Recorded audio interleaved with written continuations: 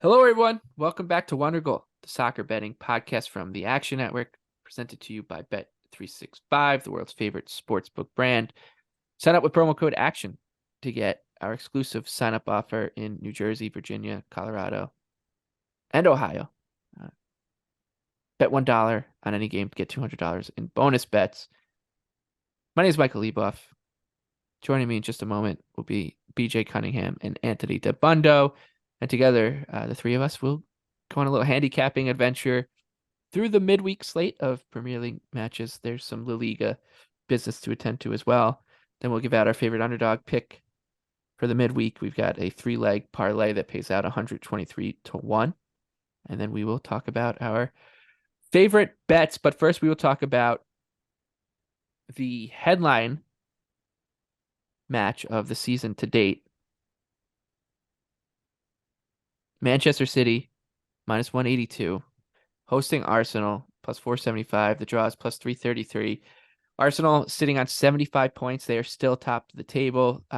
They played 32 matches.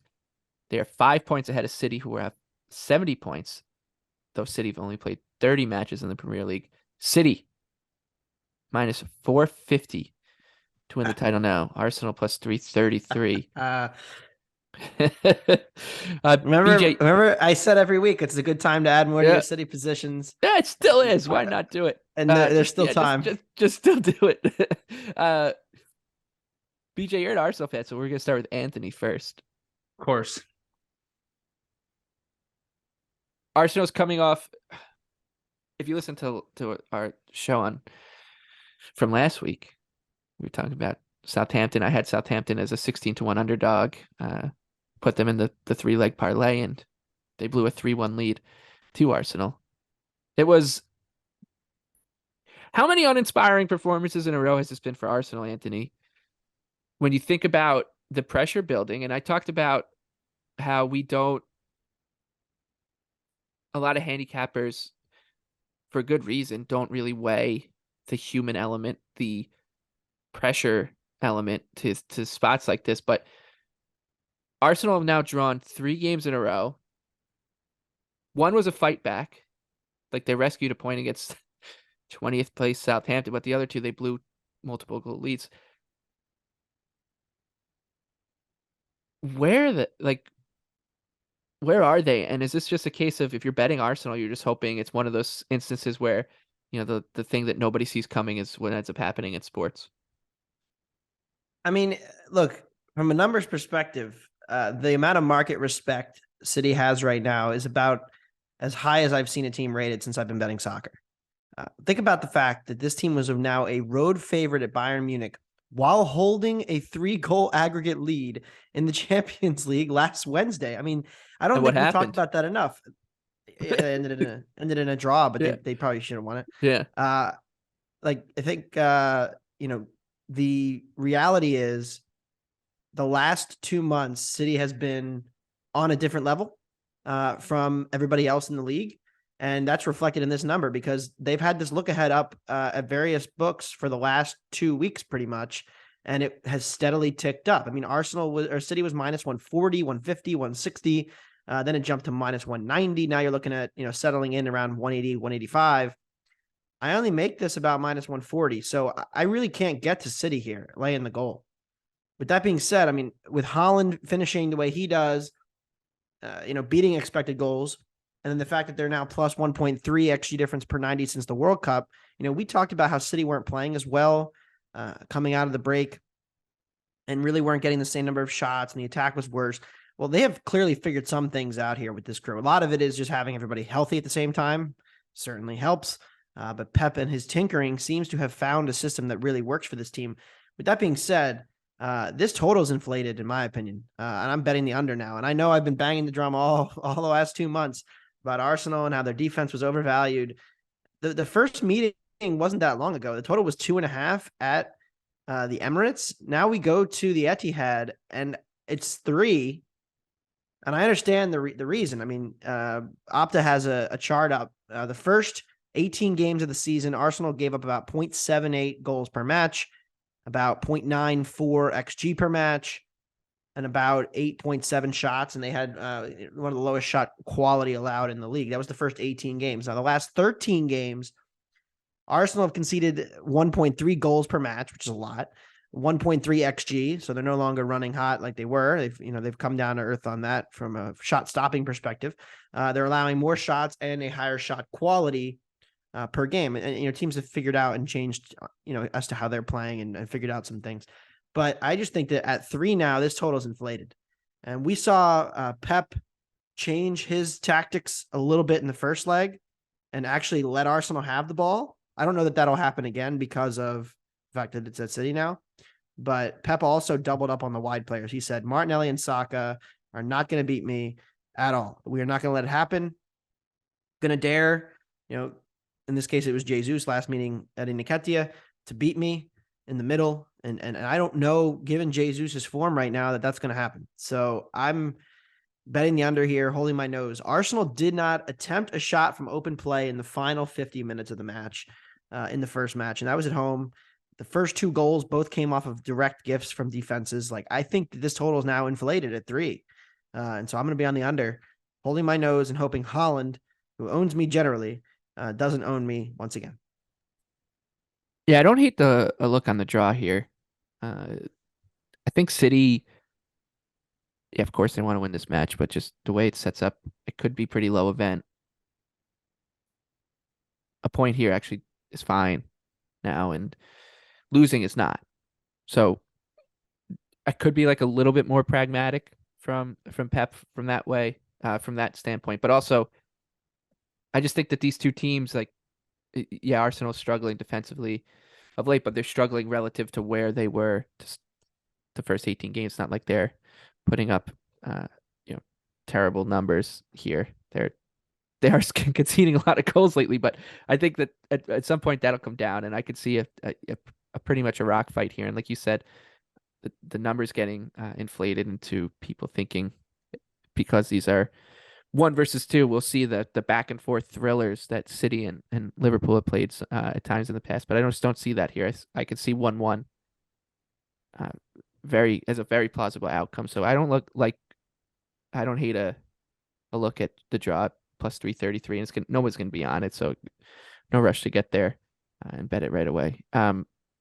BJ, now that we've gotten our thoughts out of the way, I guess the floor is yours as the guy who's said all along that Arsenal they're not gonna be able to do it. They're not gonna be able to stand the City push down the stretch, and it looks like you were right.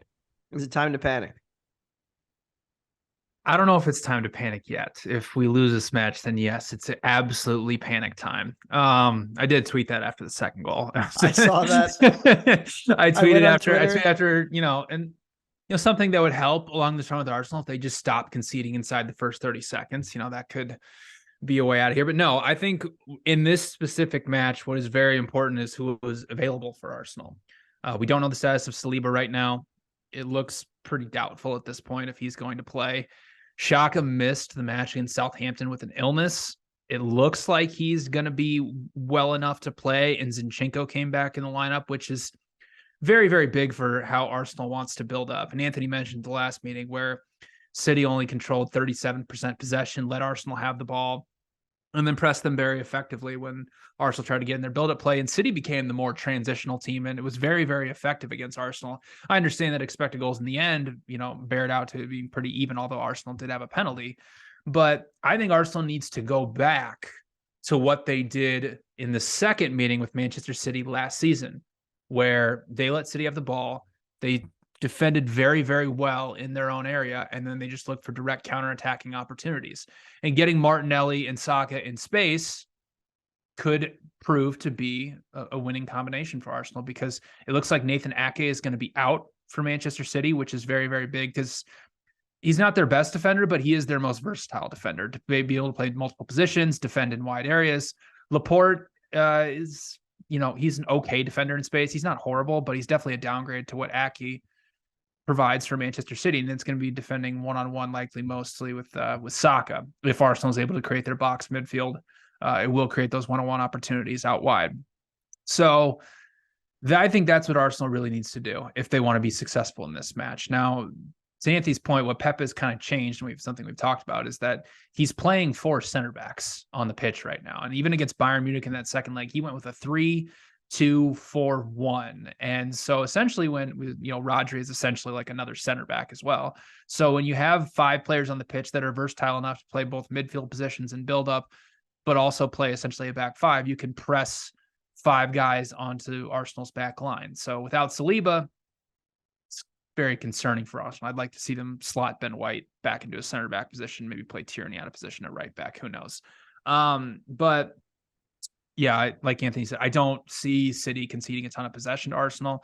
And I think Arsenal's best path to success is to be very, very direct and transitional and defend their own penalty area and stop with the freaking mistakes, because that's really what it's boiled down to for Arsenal. Like, they sustained a ton of pressure against Southampton. I understand City's a completely different opponent than that, but for the majority of the match, they were sustaining pressure. They were the better side, and then just dumb mistakes and conceding off a set pieces is what did them in. So I like Arsenal +1. To Anthony's point, City has been a +1.3 expected goal differential per 90 this season. Arsenal's been +0.9. So City's been 0.4 goals better. Home field advantage in the Premier League is around 0.3 XG. So I have City spread projected at -0.72. So Arsenal +1, -110 or better does have value. City, like Anthony said, City is overvalued in the market right now. I'm nervous.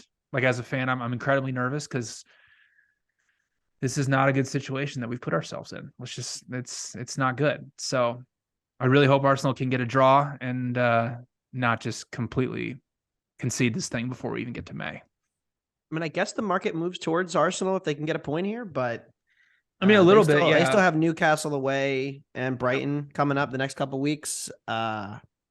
City it's going to be a really tough run in. Yep, City's got to go to Brighton, and then they got to go to Brentford on the final day. So if you're an Arsenal fan out there, those are our 2 saving graces.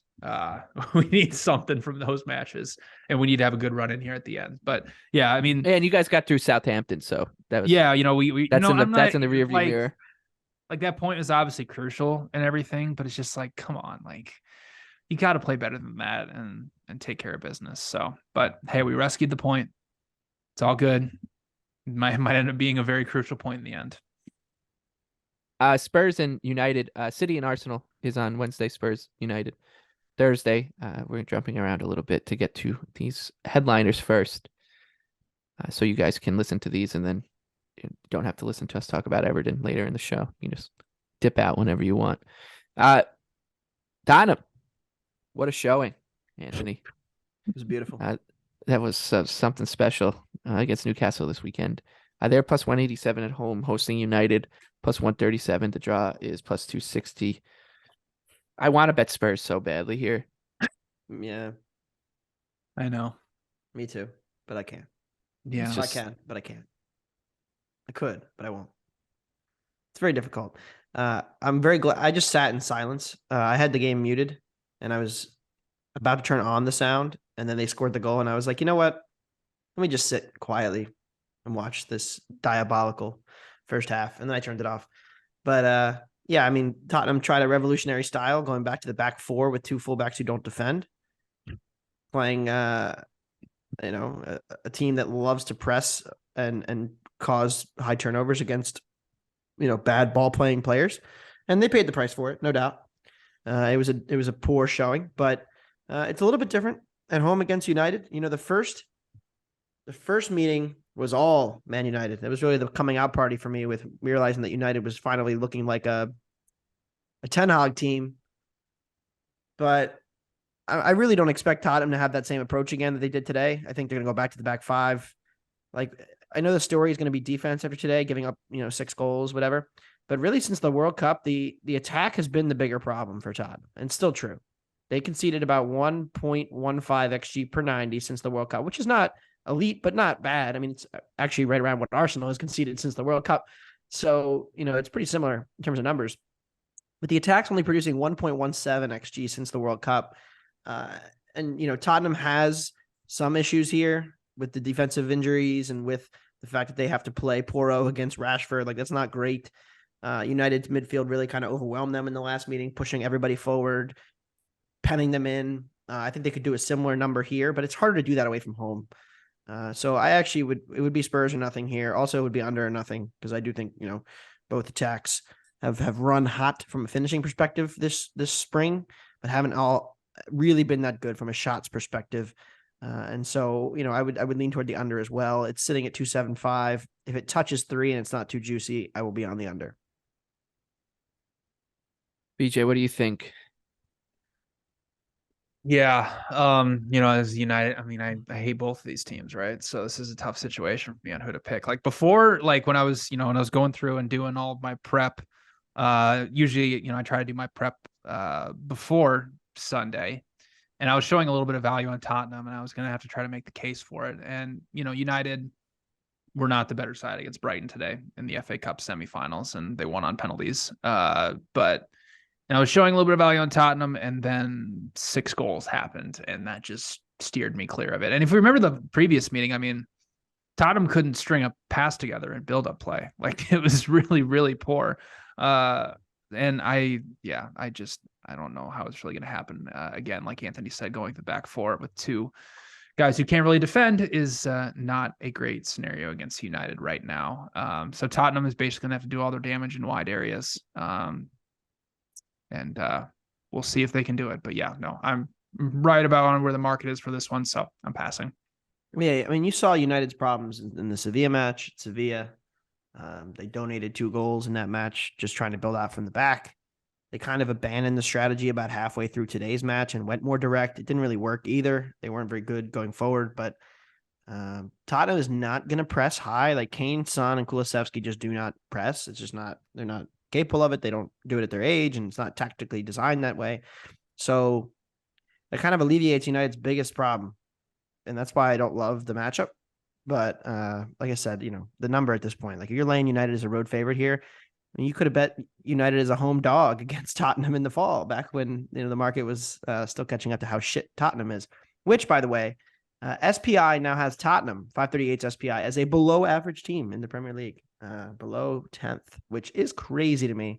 Probably a little bit of an overreaction, but generally, we're about where I have them now. So about 8th. Where's really poor. Your prediction, Anthony? Where's Tottenham going to finish in the table? I'd have to look at the Villa run-in as to who they still play, but we're definitely finishing behind Liverpool and Brighton. So the best we can do, I think, is 7th. Conference League. Ooh, we're at 53, Villa 51, Liverpool 50 with a game in hand. They're better than us too. So, and they'll beat us this weekend. So that they're going to pass us. Brighton will surely pass us. Like Fulham isn't, Brentford isn't, Chelsea obviously isn't. So I would imagine 7th, but Villa still has, let's see who does Villa have left. I'll tell you who they have next. They still go to United. They go to Wolves and Liverpool and Newcastle. So like, I probably don't think Villa's passing us either. So we'll probably finish 7th. Conference League. We can't wait for those road trips to Ghent. Let's talk about Villa. Minus 134 at home, hosting Fulham. Cottagers plus 350. The draw is plus 280. This feels like the regression bowl. Yeah. Yep. Which leads me to think, why wouldn't I just bet Fulham? But I'm just so sick and tired of losing to Villa that I might not do it. But it'd be pretty. It'd be Fulham or nothing for me. I'll probably do it because I don't have any. I don't really have any reason not to, I guess. Villa 10-3-4 win draw loss since the World Cup, plus 10 goal differential, minus 3 expected goal differential. That's 33 points. According to Understat, they should be around between 23 and 24. Maybe it's the Unai Emery effect. We love them here. And, they do have good players. I think, Anthony, before the season, was always talking about how he's high on this team. And I even think last year, you talked up this team a good amount as well. So maybe it's just things are clicking right under a better manager now, and the market and is not catching up to it, and they're just better than what their underlying numbers are going to suggest. But it's hard to argue that any team's going to be this much better if they're not Man City or whoever. So likely be on Fulham, who's similar story, just overperforming and getting results here and there. Though their performance against Everton, I thought was pretty good and should translate well here, but it'll be Fulham for me. Anthony, what do you have? Yeah, I bet the under.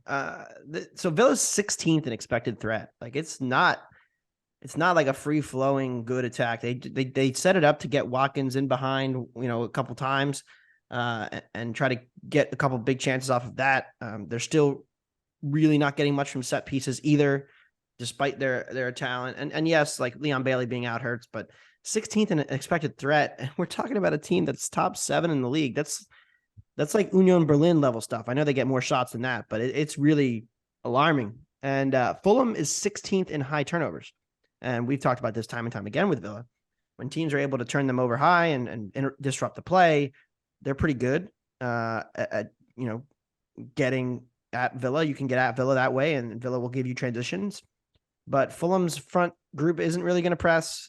No, Mitrovic still hurts. I know they scored twice last week, but I don't think there's going to be a ton of sustained pressure on Fulham defensively, which is where we've seen them crack many times. Their defensive, has been pretty fortunate this year. But I also don't think we're going to see a ton of high turnovers. So this plays out as a kind of a stalemate kind of vibe for me.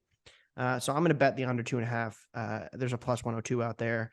I would bet it up to minus 110. I know Fulham's defense is really bad, but these are two attacks that have just not been nearly as good as their numbers. What about this Wolves team? This is Villa and Fulham are Tuesday. This is another Tuesday game. Wolves finally, they lose this weekend. They stink. Mm-hmm. And they're plus 125 at home to Palace, plus 230. The draw is plus 225. And as much as we were saying, like, okay, last weekend that's the high watermark for Palace, probably the right time to sell. They're better than Wolves. They're playing great. Why aren't you guys on Palace here with me, BJ? I project Wolves at plus 138. So, here's the thing, Michael, is that out of nowhere, Palace is now back to 10th in non-penalty expected goals allowed. Like, we were talking for so long this season how they're in the bottom two, bottom but they were three. never that bad. They were never that bad. And it's something I brought up is that they only conceded chances to good teams, like against every other team. They were just around like, 0.9, 0.8, per match or whatever it was. And so now Roy comes in, makes them extremely compact, and they've been really, really good defensively. So, the under is juiced too much here to play it. That's where I would be looking. But it's very funny is that, I was on the over in Everton Crystal Palace, and You almost got there. it almost, well, it's just like, me thinking that Roy Hodgson and Sean Dyche have suddenly become these like offensive minded, aggressive wizard attacking coaches, and they just revert back to their old ways. And it's one of the most boring matches of the Premier League season. So I am passing. Wolves will probably take a ton of shots from distance here. Palace will have transitional opportunities. They'll concede a lot of possession here to Wolves. So it just comes down to will Wolves hit those shots from outside the box, or will Palace be effective in transition opportunities? So I am passing because the under is too juicy. But yeah, that's where I'd look if I had to play anything on this match. I don't know. Ruben Neves came on at halftime. He took 5 shots in the second half, totaling 0.2 expected goals. That's just really all of them were probably from outside the box. Yes, average shot distance was 21 yards. Yep. So there you go. Yeah, I mean, it's just beautiful. And they played a Leicester team that started 3 strikers. So I was gonna post a meme. I was like, I said on the podcast, I'm like, I'm not playing Leicester if Jamie Vardy starts up top, and then I see they started Iheanacho and Daka behind him. I was like, well, maybe I should then, but I ended up passing. I had the under, and I immediately knew it was dead. I was like, what is this lineup from? We're going to talk about Leicester next. That lineup, man, like Dean Smith, kind of mad, kind of worked. Revolutionary is what it was. 3 points. I still don't understand why you guys aren't on Palace here. I think it's a great number. We'll probably be dead wrong, honestly. Yeah. Wolves stink. Leeds. I mean, if Palace got to plus 0.5, I'd happily bet them, but I got to lay like minus 155 for that. So just bet them the money line. They're gonna win. But it's gonna end 0-0 or 1-1. No, they're gonna win this. This one is This is going to be Roy Hodgson 4-0 special. Leeds and Leicester, a massive one in the relegation battle. 16 and 17 in the table. Let's run through it now. We'll start with where Leeds is at and just work our way down. Leeds on 29 points from 32 games played. Leicester's played 32 matches. They have 28 points, so 1 point separating these two teams. Leicester's ahead of Everton only by goal difference. Everton also 28 points from 32 games. Nottingham Forest, right behind them on 27 points. Then there's Southampton on 24. All of these teams have played 32 matches. If you look real quick at Bet365's relegation odds, Southampton is a massive favorite, minus 1,000. Nottingham Forest minus 500. Everton also odds on it, minus 120. Leeds plus 150. Leicester plus 162. Bournemouth 10-1. Wolves are 40-1. Interesting. What's their schedule? It's tough.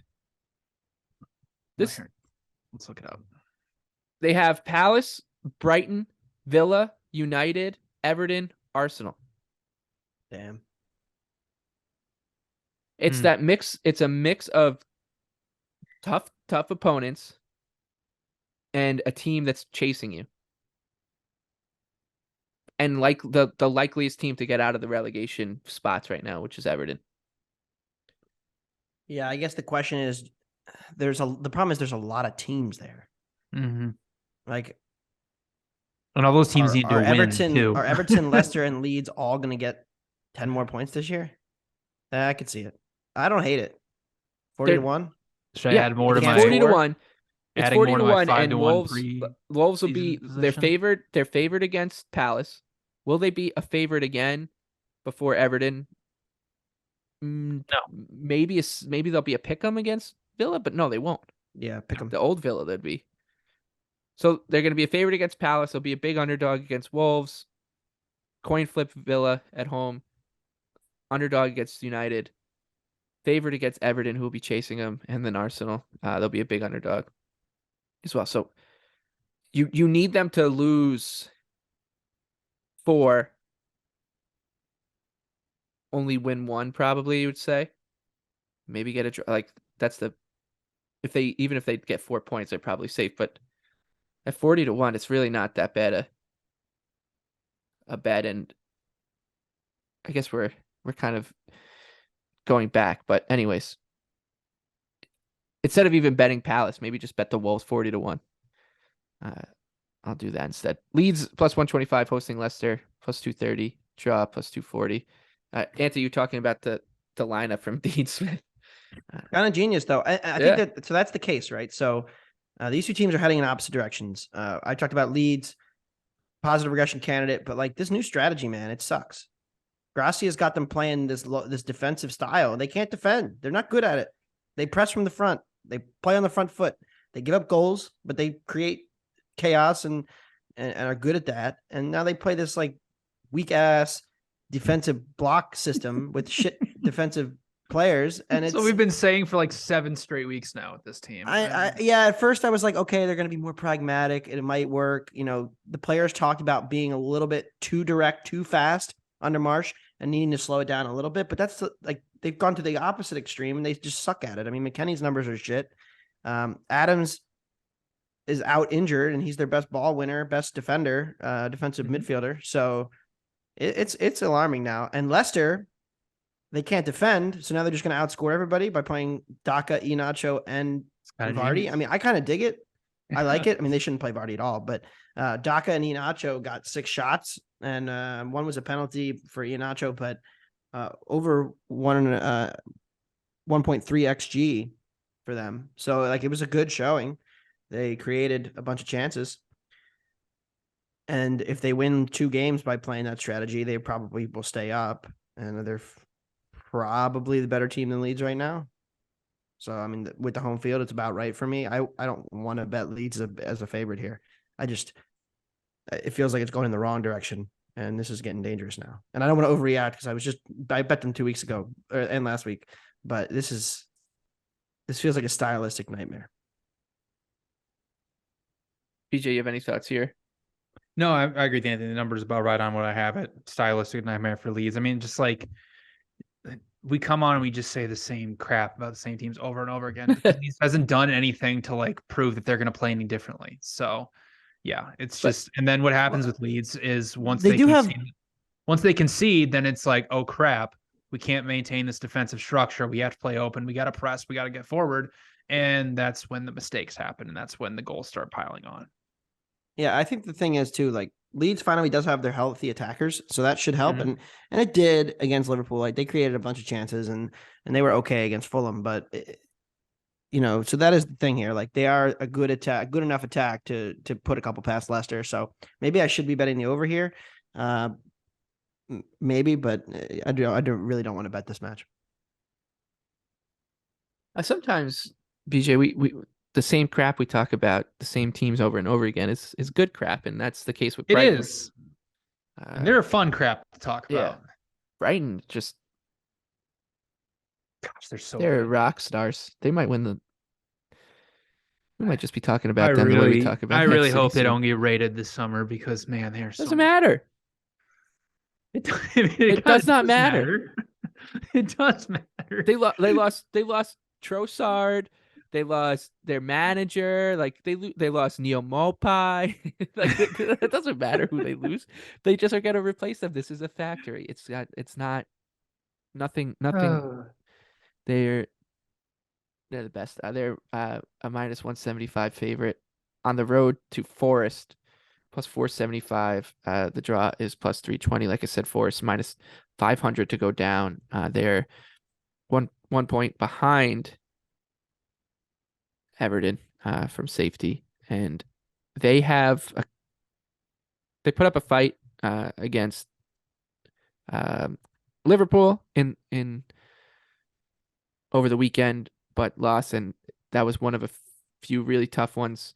Brighton, then they're at Brentford. Huge game against Southampton. That one will be at the City Ground. Then it's Chelsea, Arsenal, Palace. So it's a pretty tricky run-in for Forest here.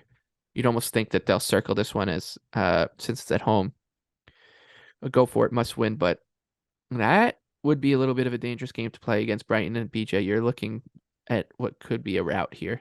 Yeah, I don't hate Brighton as a parlay piece. I was kind of thinking about it beforehand. I might parlay that with maybe under 3 in Wolves and Crystal Palace. But I mean, what you saw from the match against Liverpool is similar to what Brighton's going to provide against Nottingham Forest. Now, Forest, for the first half against Liverpool, did a great job maintaining their defensive structure, playing 5 at the back, closing off the middle of the pitch, and making life pretty difficult for Liverpool. But what tends to happen with Nottingham Forest is once that first goal goes in, they can't maintain that defensive structure. They have to come out. They have to try to play more offensive. That's when things start to fall apart for them. Now, the teams that Brighton have the most success against are teams that, obviously press them high where they can bait them in and play right through. But Brighton, a sign of an elite team is in a team that's has the ability to create overloads against the opponent's back line while also sustaining pressure when they lose the ball. And Brighton is incredible at that. So Brighton is going to have Nottingham Forest under siege for a large portion of this match. Now, Nottingham Forest will have counterattacking opportunities, but you've seen it time and time again with Brighton when they've had to face these low block style teams who like to just be very direct and counter. If you go back to the match against Brentford, they created over 4 expected goals in that one. When they faced Bournemouth, they obviously in both meetings against them, they've created over 2 expected goals. I mean, this offense we talk about, week in and week out is I think Anthony brought it up since February. What are they averaging? 2.3 XG per 90. It's insane. Like this is one of the best. This is not only, maybe outside of City, the best offense in the Premier League right now over the last few months. So I don't hate Brighton as a parlay piece. I'm projecting like very, very little value on them at -1. So I think I'm going to parlay them with under 3 in Wolves Crystal Palace, which should pay out around even money. It's a pass for Anthony and I, so we can move on to a game that when I saw the line for this match, I said, all right, this is going to be a pretty easy conversation here. Mm-hmm. Chelsea's -143 at home, hosting Brentford. plus 400. The draw is plus 280. I mean, this Brentford number is just insane, terrific. Chelsea, we've talked so much about the regression and like it's going to come, but when they're minus 143 against a good team on the three-way line, Yeah. that's not also that's not like what they're heading back. They're heading back in the wrong direction again under Frank. I mean, he's not a very good manager. It's apparent. Here, trivia question about Frank, and Michael might know the answer to this. The last 17 matches, how many matches has Frank Lampard won as a manager? 0. Let me think of when his last win. 0. 1. Oh, I did get a draw against City. It's he did get the draw versus City. That's true. He did. Keeping your he kept your your title hopes alive there, BJ. That is true. He did do that. So, thank you to Frank Lampard. But like the last time, I mean, we obviously watched, whatever the second leg. Like, what was he doing in the second leg against Real Madrid? Did you see that lineup he put out there? Yeah, did he know they were down? It should be said they created over 1 XG in that first half and should have scored. Yeah, I mean, good for them. But I mean, he started essentially one attacker. Havertz was the only attacker. Trying to preserve the 2-0. It was insane. I could not believe it. Oh my gosh. Anyway, but no, as it pertains to this match, I mean, yeah. If you follow him in the app, I bet Brentford early after Chelsea just got absolutely freaking annihilated by Brighton the last time they're out in the Premier League. Would they get outshot 30-3 in the end? And Brighton created 3 expected goals. I mean, this is just a really good. Michael, I think this kind of plays down to, when you look at these two teams, this is a team that has structure and has a tactical plan in Brentford versus a Chelsea team that doesn't have structure and doesn't really have a tactical plan under Frank Lampard as it pertains right now. They've played 4 different formations so far under Lampard, still trying to figure out what he wants to do with a bunch of guys who haven't been playing together for a really long time. So it's a really, really poor matchup for them. And I mean, we talk about it all the time. Brentford just so good in those transitional opportunities. Chelsea has not been that great in transition defense this season.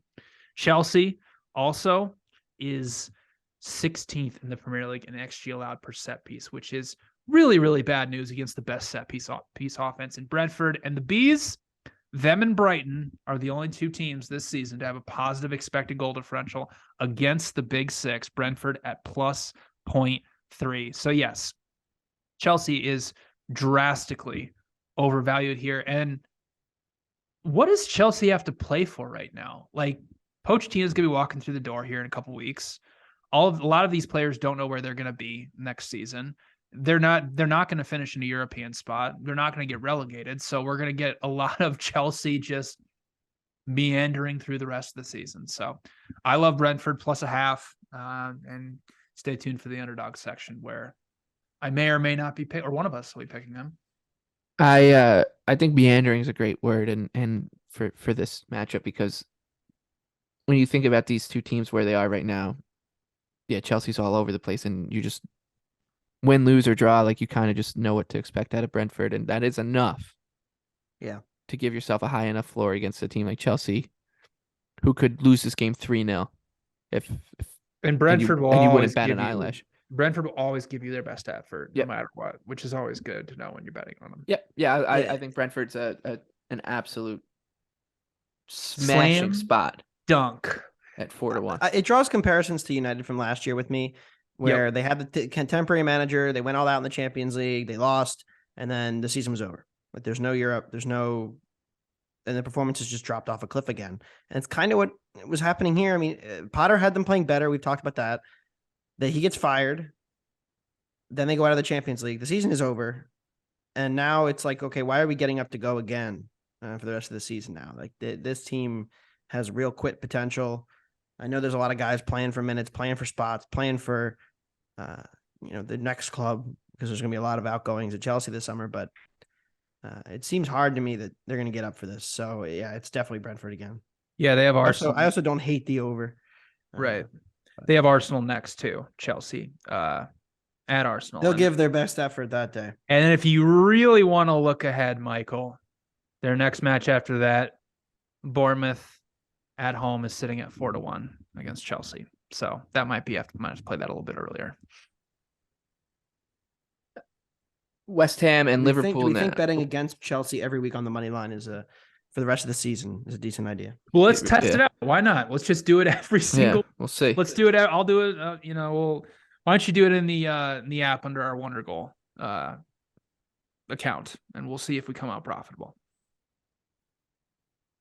On to another Wednesday match. It's funny that you got Chelsea playing and you got Liverpool playing. You got some big teams playing, but all eyes on Wednesday will be fixated on City and Arsenal. Liverpool is traveling to the London Stadium, take on West Ham. Hammers plus 300 at home. Liverpool odds on minus 118 on the road. Draw plus 280. I think these odds tell a story, and which is that when Liverpool is normally playing a team that's in 15th place and 3 points above the relegation battle, they're even on the road usually sitting at a bigger number than this. It tells you that everybody knows that West Ham is a lot better than the 15th best team in the league, and Liverpool has some serious issues, and those issues, despite a couple wins in a row, haven't really gone away. So a 3-2 win to Forest, they still concede goals, and they're going to be going up against a defensive stalwart, really. Like West Ham's a much better defensive team than Liverpool is. They're 6th in the table in expected goals against. They have a positive expected goal differential on the season. They should be around, half a goal in the black, but they're 12 goals in the red. So 12.5 goals of misfortune, bad luck, poor finishing, etc. All that stuff mixed in the cauldron. So I like West Ham here against which should still be a vulnerable Liverpool defense. And that David Moyes always has this one circled, and he does a good job setting his team up against Jurgen Klopp's Liverpool. So Anthony, I'll be on the Hammers. Yeah, I will too. I bet them plus a half. I think there are a few teams that play a very specific style this year. Very fast, very direct attack. Leeds, West Ham, Brentford, Bournemouth, and Forest. Those are the teams that fit the criteria based on the analyst data. We saw Leeds create over 1.5 XG in the last meeting and beat Liverpool at Anfield. We saw Bournemouth beat Liverpool at home. We saw Brentford beat Liverpool at home. And we saw Forest go toe-to-toe with Liverpool at home in the first meeting in a very even back-and-forth goalless draw. And then we saw a very competitive match just last week. So there's a clear pattern of teams that Liverpool has struggled with this year. And West Ham fits that a little bit different. They're a little more passive without the ball and whatnot, but they're just as dangerous in transition. Very good on set pieces. Liverpool's still inflated because their defense is still flawed. So I'm going to take West Ham at home. Well, let's make it 3 for 3. I like West Ham plus a half as well. And now everybody's talking about Liverpool's offense right now. Obviously, they've scored, they've created 9.4 expected goals in their last 3 matches. And, what you're seeing from them offensively is a combination of 2 things. It's one, the big storyline is that Klopp has inverted Trent Alexander-Arnold into the midfield. And it's completely changed Liverpool's midfield because basically what you took is your best ball progressor, best distributor, and put him in the middle of the pitch and allowed him to roam a little bit more rather than just keeping him on one side of the pitch. So it's allowed to unlock their offense a lot more. What it also does is allows Liverpool to build up in a 3-2-5, which allows them to compress the back line, create numerical advantages, and create a lot of havoc in the box. And so that's kind of what you saw with them creating 3 expected goals against Nottingham Forest. That's all well and good, but when you invert Trent Alexander-Arnold into the midfield, you leave yourself incredibly exposed in transition, because not only is he a terrible defender to begin with, but Fabinho is also not having a great season. We've talked about this time and time again where Liverpool's not be able to press like they have been. So now teams are able to run at a back 3 of Van Dijk, Konate, and Andrew Robertson.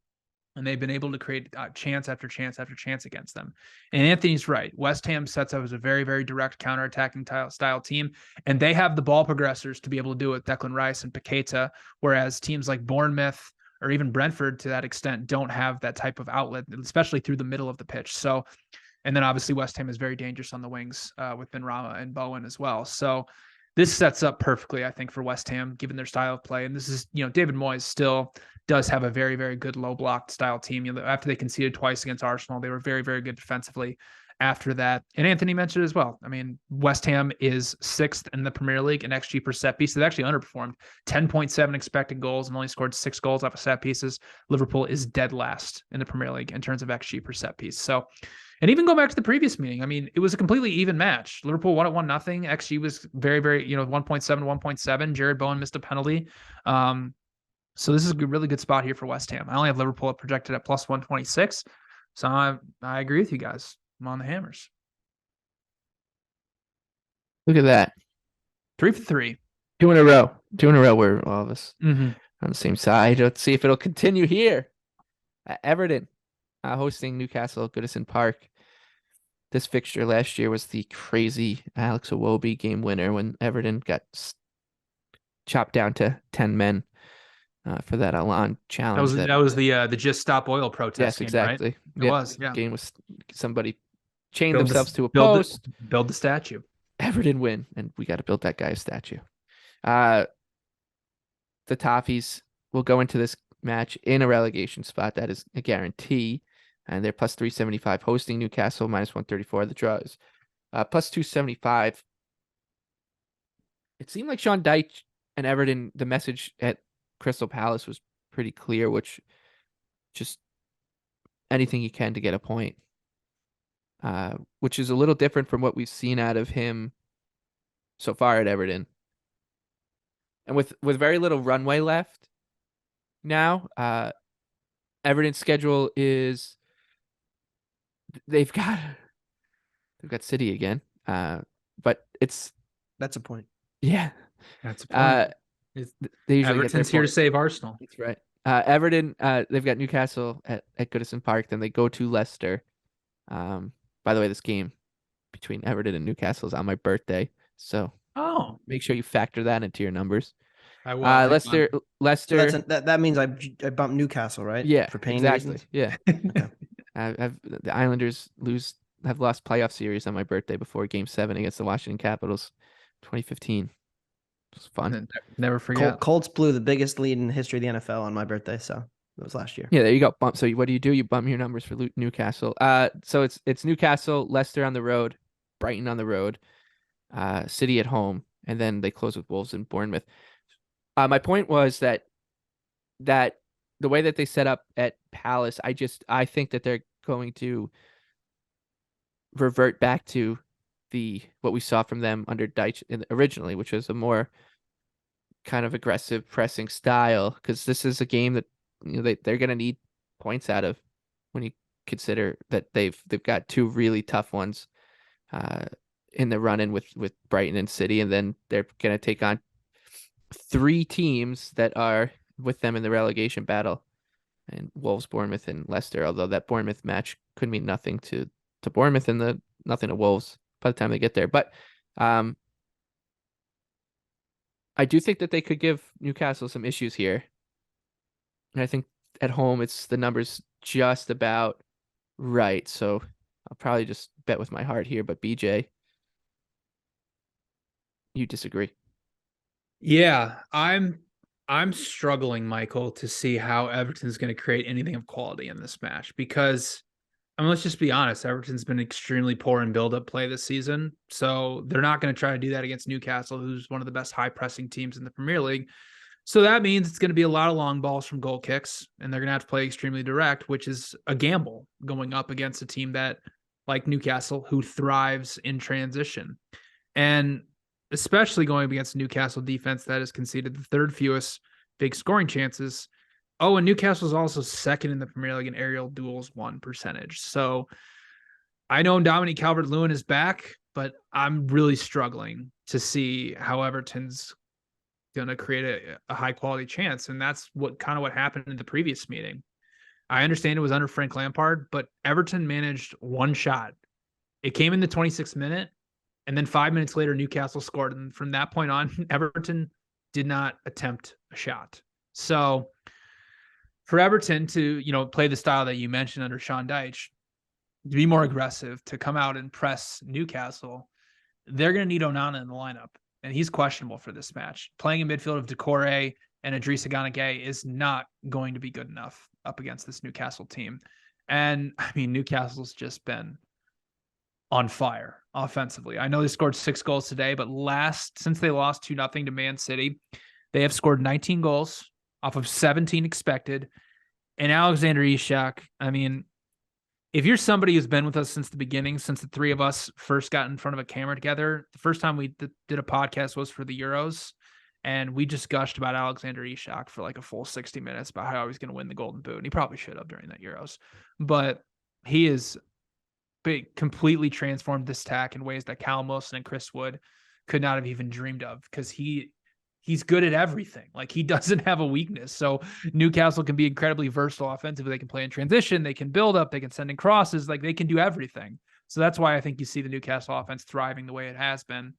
And I mean, Everton's still one of the worst defenses in the Premier League. So I do have Newcastle projected at -147. So there's still a -125 out there. I like the value on that.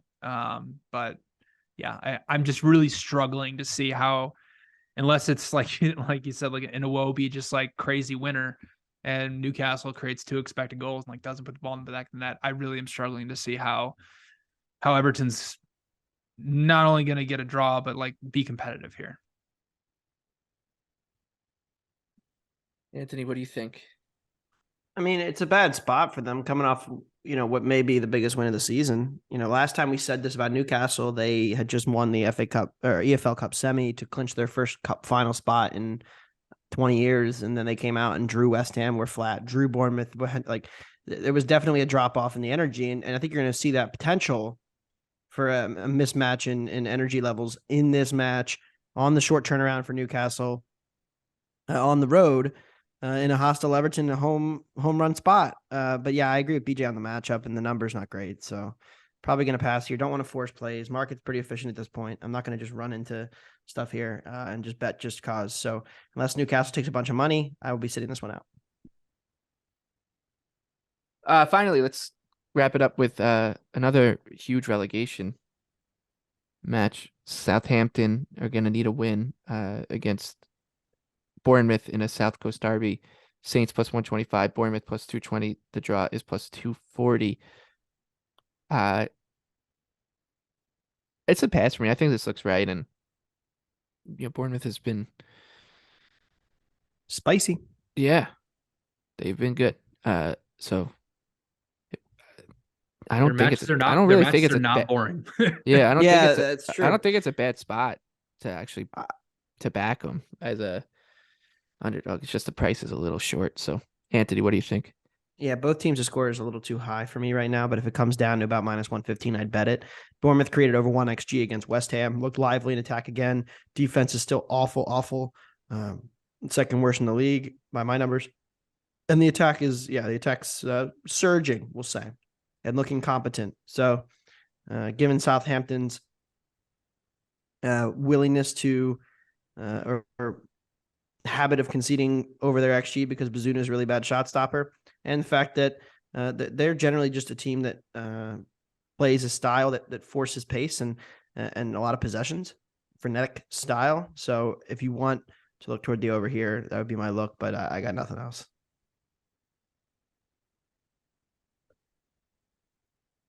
That brings us to La Liga, BJ. Yeah. I can't believe you guys aren't on this one with me. Bilbao -120 against Sevilla. Sevilla, my goodness, they've been running so hot recently. Beat the shit out of United. Last 7 matches. Well, Anthony, in their last 7 matches, they've scored 15 goals off of 5.3 expected. That's how ridiculously hot they're running right now. And yeah, 2 of those goals against United came off of just basically just gifts right to them. But I mean, come on. I mean, this Bilbao team is top 5 in both expected goals for and expected goals against. Really good home team, a team that can actually thrive in transition, where Sevilla, good. I was looking through their numbers and I was like, oh, they're 18th and final third to penalty box conversion rate.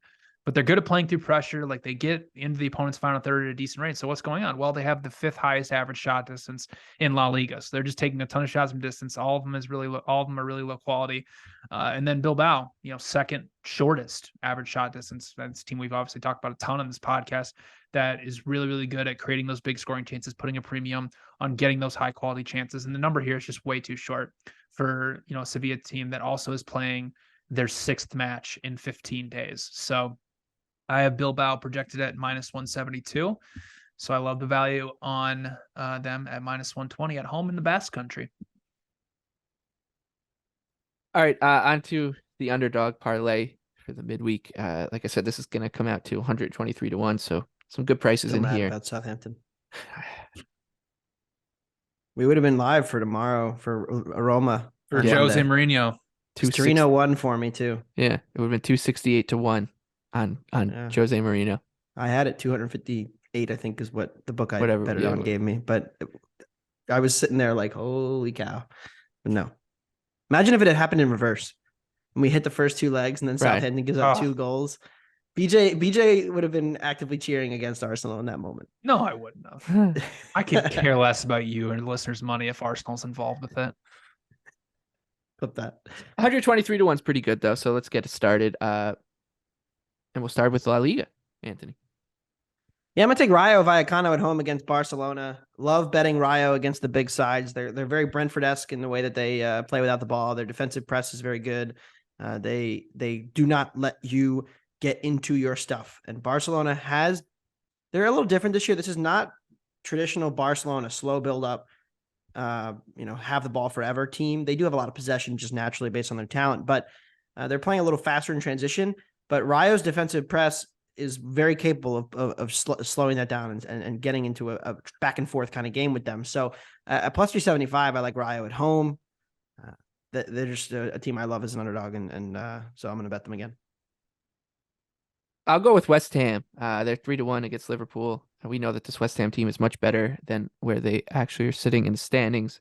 They should match up pretty well stylistically against Liverpool. That's bared out in previous meetings between David Moyes at West Ham versus Jurgen Klopp at Liverpool. And their defensive structure should be enough that they should be able to contain Liverpool and counter effectively here. So 3-1 at home for the Hammers. BJ, what do you got? Brentford plus 410 on the road at Chelsea. We just talked about it. Chelsea they're getting close to quit mode here because there is really no point for them to go ascension up the table. They're not going to get relegated. And it's a perfect matchup like we've already talked about.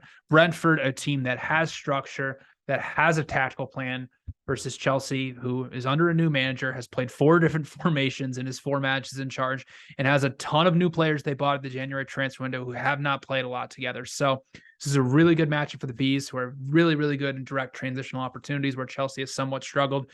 Chelsea has conceded the 10th most big scoring chances in the Premier League, and they're also one of the worst teams at defending set pieces, which is not good news against Brentford. So Bees plus 410 for me.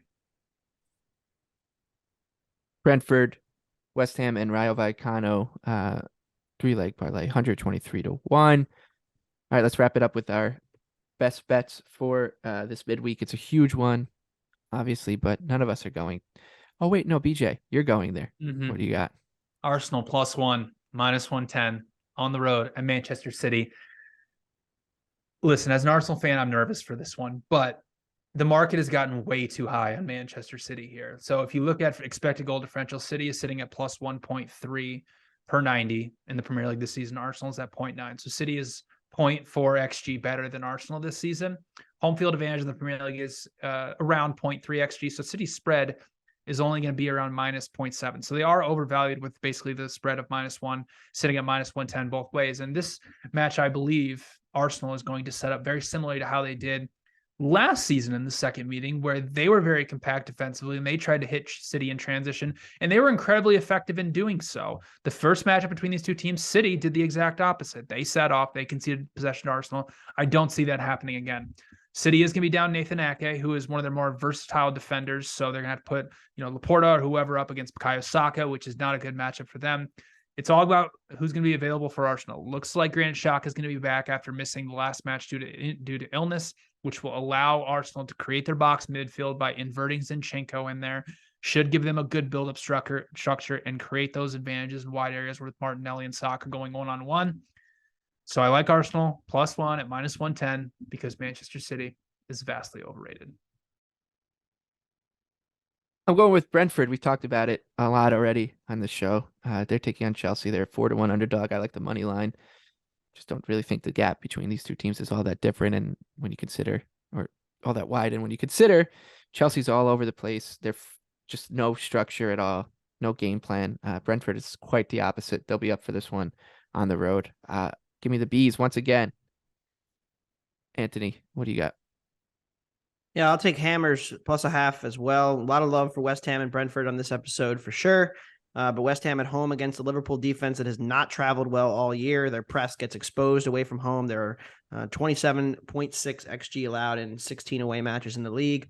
The teams that have been good direct, good in transition, and good in set pieces have wrecked them all year. Brentford, Forest, Bournemouth, I think Leeds as well. West Ham fits that profile. They're going to be very effective here and make this a back and forth affair where West Ham is undervalued and continues to improve in results finally following the performances in the early season that were a little unlucky.